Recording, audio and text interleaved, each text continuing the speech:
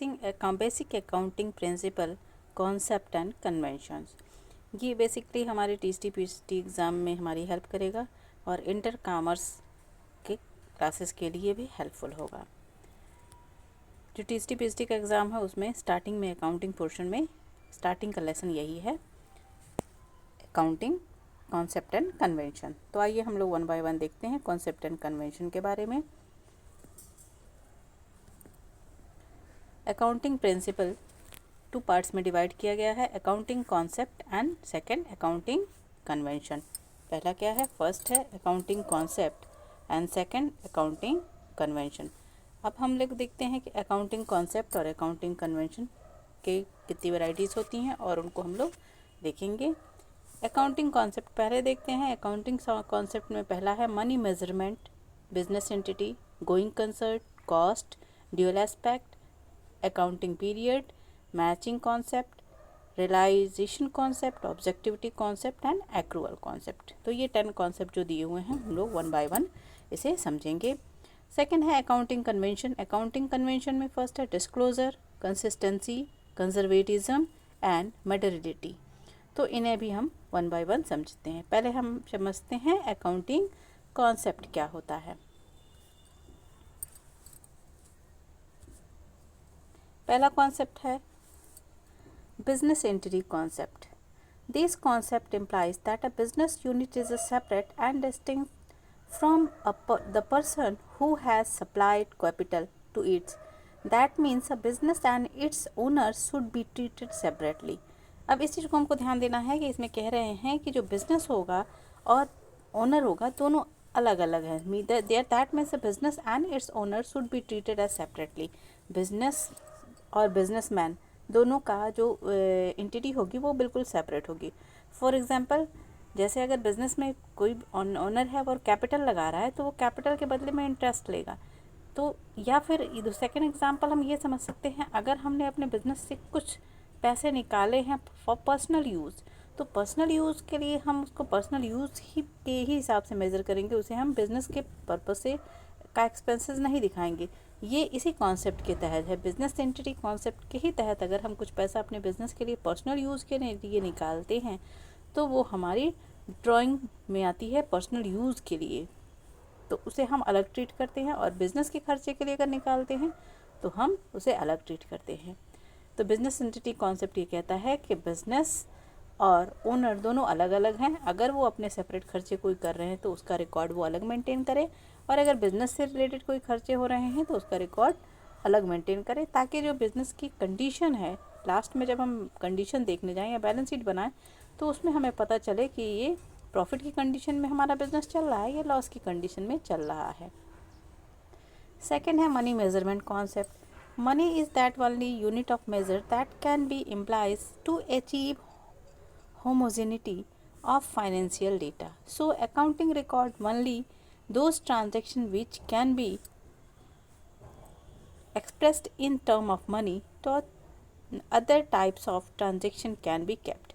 अब इसमें कह रहे हैं कि सिर्फ हम मनी मेजरमेंट कॉन्सेप्ट ये कहता है कि जितने भी ट्रांजेक्शन हो रहे हैं अगर उसमें मनी इन्वॉल्व है तो उसे ही हम अपने बुक ऑफ अकाउंट में रिकॉर्ड करेंगे, और जो चीज़ें एकदम मनी नेचर की नहीं है उसे हम क्या करेंगे, अपने रिकॉर्ड में मेंटेन नहीं करेंगे। तो ये कॉन्सेप्ट हमारा मनी मेजरमेंट कॉन्सेप्ट कहता है। कहता है ना, account record only those transaction which can be express in term of money. तो टर्म्स ऑफ मनी में अगर एक्सप्रेस हो रहा है तो उसे हम अपने अकाउंटिंग रिकॉर्ड में मेंशन करेंगे, अदरवाइज हम क्या करेंगे, उसे इग्नोर करेंगे। नेक्स्ट कॉन्सेप्ट हमारा है going concern concept. It is assumed that a business unit has a reasonable expectation of a continuing business at a profit for a indefinite period of time. तो इसमें हमें ये ध्यान देना है कि गोइंग कॉन्सेप्ट ये कहता है कि हमारा बिजनेस का क्या है, इनडेफिनेट पीरियड ऑफ टाइम तक चलेगा। ये मान के चलते हैं कि बिजनेस भी हमारा लॉन्ग टर्म चलेगा, जो कि पीरियड क्या होगा, इनडेफिनेट पीरियड ऑफ टाइम होगा। A business unit is deemed to be a going concern and not a gone concern. तो क्या कहता है, गोइंग कंसर्न कॉन्सेप्ट कहता है it is assume that a business unit has a reasonable expectation of the continuous. जो कहता मान के चलता है बिजनेस गोइंग कंसर्न कॉन्सेप्ट कि हमारा बिजनेस क्या होगा, लॉन्ग टर्म तक चलेगा, और इसीलिए हम क्या करते हैं, जो भी अमाउंट इन्वेस्ट करते हैं वो लॉन्ग टर्म बिजनेस के पर्पज़ से मान के, और एक अगर हैवी अमाउंट हमें इन्वेस्ट करनी है तो हम करते हैं। क्यों? क्योंकि हम ये मानते हैं कि हमारा बिजनेस क्या होगा, गोइंग कंसर्न कॉन्सेप्ट के अकॉर्डिंग लॉन्ग टर्म तक चलेगा। नेक्स्ट है historical cost concept.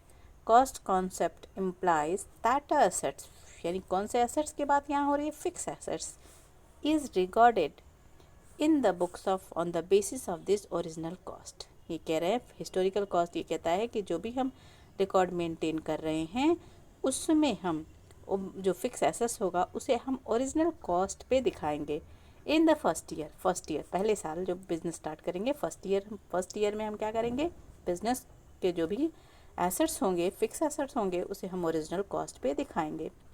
And subsequently the value of that asset is systematically reduced by charging depreciation। और फिर जैसे जैसे समय जाएगा, सेकेंड ईयर थर्ड ईयर क्या करेंगे हम इसमें से डिप्रिशिएशन रिड्यूस करके दिखाएंगे। तो ये कहता है historical cost concept. Historical concept ये कहता है कि फर्स्ट ईयर में हम क्या करेंगे, जो भी हमारी एसेट्स होंगे उन्हें फिक्स कॉस्ट पे दिखाएंगे, और उसके बाद नेक्स्ट ईयर में हम क्या करेंगे, उन पर डिप्रिशिएशन चार्ज करके उसकी जो वैल्यू आएगी उसे हम दिखाएंगे अपने रिकॉर्ड में। नेक्स्ट हमारा कॉन्सेप्ट है ड्यूअल एस्पेक्ट कॉन्सेप्ट। नाम से ही क्लियर है, ड्यूअल एस्पेक्ट यानी दो तरफ मान के चलेंगे, एक एसेट्स होगा दूसरी लायबिलिटी होगी। According to this concept every debit must have corresponding credit. कह रहे हैं कि अकॉर्डिंग अकाउंटिंग कॉन्सेप्ट के अनुसार, ये अकाउंटिंग कॉन्सेप्ट कहता है कि जो डेबिट होता है उसके क्या होते हैं, ये ज़रूरी है कि जो डेबिट एक रिकॉर्ड, एक ट्रांजैक्शन एक समय में डेबिट भी होगा और एक समय में उसी समय क्रेडिट भी होगा। डबल इंटरेस्ट सिस्टम के अकॉर्डिंग ऑल अकाउंटिंग रिकॉर्ड और ऑल अकाउंटिंग ट्रांजैक्शन डेबिट और क्रेडिट दोनों होगा एक ही समय पे। And vice versa. And upon this accounting equation कहता है assets as is equal to equities में क्या आती हैं, लायबिलिटी और कैपिटल। एसेट्स बराबर इक्विटी, या हम कह सकते हैं assets is equal to liability plus capital. Equity का मतलब ही होता है कि उसमें लायबिलिटी और कैपिटल दोनों इन्वॉल्व हैं। नेक्स्ट है accounting period concept. As we studies in going concern concept, हमने गोइंग कंसर्न कॉन्सेप्ट पढ़ा था ना कि वो लंबे ड्यूरेशन तक हमारा बिजनेस रन करेगा, ये मान के हम चलते हैं that business will be run for indefinite periods of time, but stakeholder हैं अकाउंटिंग पीरियड कॉन्सेप्ट को क्या करते हैं, वो ये मान के चलते हैं कि कितने समय तक रहेगा अकाउंटिंग पीरियड कॉन्सेप्ट, 12 ईयर, यानी 1 अप्रैल टू 31 मार्च का मान के चलते हैं कि अकाउंटिंग पीरियड हमारा 1 ईयर का होगा, और 1 ईयर का अकाउंटिंग पीरियड होगा वो कौन सा होगा, 1 अप्रैल टू 31 मार्च। नेक्स्ट है matching concept. The most important objective of running a business is to ascertain profit periodically. The determination of profit of a particular period is essentially matching the revenue recognized during the period and cost to be allocated to the period to obtain the revenue. Matching concept ये कहता है कि हमें अपने revenue and cost दोनों को match करते हुए चलना चाहिए। एसेंशियल मैचिंग कहते हैं, एसेंशियली मैचिंग द रेवेन्यू, हमें रेवेन्यू को अपने मैच करना चाहिए during the period and cost to be allocated to the period obtain the revenue, यानी हमें रेवेन्यू एंड कॉस्ट दोनों को मेज़र करके चलना चाहिए, दोनों का बैलेंस बना के चलना चाहिए, उन्हें ऑब्जर्व करते रहना चाहिए। ये कहता है हमारा मैचिंग कॉन्सेप्ट, यानी कि एक तरफ हम रेवेन्यू को अपने रिकॉग्नाइज करेंगे, दूसरी तरफ कॉस्ट को भी हम एलोकेटेड करेंगे अपने मैचिंग कॉन्सेप्ट के तहत। अगला है concept realisation concept. According to realisation concept, revenue is recognise on the date when the property is a goods passes to the buyers. Realisation concept ये कहता है कि हम अपने अकाउंटिंग रिकॉर्ड तुरंत मेंटेन कर लेंगे जबकि हमने अपने बायर को अगर कोई गुड्स बेच दिया है तो बायर तक property is a goods passes to the buyer, अगर जो ही हमारा गुड्स जो है वो पास हो जाता है, बायर के पास पहुंचता है, बायर को हम हैंड ओवर कर देते हैं, उसी समय हम अपने रिकॉर्ड में उसे मेंटेन कर लेंगे। And he become legally liable to pay, और ये मान के चलेंगे कि वो एकदम लीगली, अभी भले ही पे नहीं उसने ना किया हो, लेकिन हम ये मान के चलेंगे कि वो लायबल हो गया है जो भी हमने गुड्स दिया है उसकी अमाउंट पे करने के लिए। तो ये क्या कॉन्सेप्ट, कौन सा कॉन्सेप्ट है? Realisation concept. रियलाइजेशन कॉन्सेप्ट क्या कहता है? ये कहता है कि प्रॉपर्टी अगर हमने बायर्स को पास कर दी, बायर को अगर भी दे दिया, तो हम उसे अपने रिकॉर्ड में मेंटेन कर लेंगे। और रिकॉर्ड मेंटेन करने का मतलब ये होता है कि हम ये मान लिए हैं कि वो जो हमारा बायर्स है वो लीगली लायबल हो गया है पे करने के लिए। नेक्स्ट है accrual concept. The essence of accrual concept is that revenue is recognise, ये रेवेन्यू रिकॉग्नाइज की ही तरह है। When it is realised, that is when sale is a completed or service are given and it is a immaterial whether cash is received or not। अब इसमें क्या कह रहे हैं? कैश रिसीव होने या ना होने से कोई मतलब नहीं है। जैसे ही हमने इसमें भी क्या किया, ट्रांजेक्शन कर लिया, when sale is a completed, अगर हमने सेल कर लिया, बेच लिया कोई प्रोडक्ट और सर्विस, या तो प्रोडक्ट कोई हम सेल कर रहे हैं या किसी को सर्विस प्रोवाइड कर रहे हैं, तो हम क्या मान के चलेंगे कि हमारा ट्रांजैक्शन हो गया।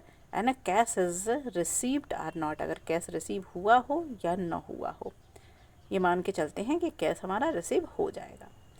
Similarly expenses are recognise in the accounting period in which they help is earning the revenue whether cash is paid or not. जैसे कि हम कोई अगर एक्सपेंसेस करते हैं तो हम ये मान के चलते हैं कि हमने एक्सपेंसेस कर दिया, तो अपनी बुक में हम रिकॉर्ड कर लेते हैं, भले ही हम 2 दिन बाद उसको पेड करें। इमीडिएटली अगर पेड नहीं किए भी हैं तो भी हम अपने रिकॉर्ड में उसे पेड के ही में देख लेते हैं, एक्सपेंसेस के ही रूप में उसे मेंशन कर लेते हैं। तो ये कहता है एक्रूअल कॉन्सेप्ट। अब आइए हम समझते हैं अकाउंटिंग कन्वेंशन। अभी तक हमने अकाउंटिंग कॉन्सेप्ट को समझा। अकाउंटिंग कन्वेंशन कहता है, पहला कन्वेंशन है कंसिस्टेंसी। कंसिस्टेंसी यानी लगातार जो काम हो, कंसिस्टेंसी बनी रहे। It implies that the accounting rules, practice and convention should be continuously follows and the applied. ये कहते हैं कि जो भी मेथड हमने अपने अकाउंटिंग रिकॉर्ड को मेंटेन करने के लिए किया है, उसे हम कॉन्टिन्यूस लगभग कुछ ड्यूरेशन तक बनाए रखें। यानी बार बार जो मेथड अडॉप्ट किया है उसमें हम चेंजिंग ना करें। एक ऐसा भी नहीं है कि हम नहीं चेंज कर सकते, एक ड्यूरेशन के बाद हम चेंज कर सकते हैं, लेकिन ऐसा नहीं हो कि फर्स्ट ईयर में हमने दूसरा मेथड अडॉप्ट किया, सेकंड में दूसरा, फिर थर्ड में दूसरा। एक कंटिन्यूटी बनी रहे कुछ समय तक। नेक्स्ट कन्वेंशन है हमारा फुल डिस्क्लोजर। ये भी नाम से क्लियर है, फुल डिस्क्लोजर मैंने पूरी तरह से आप डिस्क्लोज करेंगे सारी इन्फॉर्मेशन को। All information which is of material interest to proprietors, creditors and investor should be disclose in the accounting statement.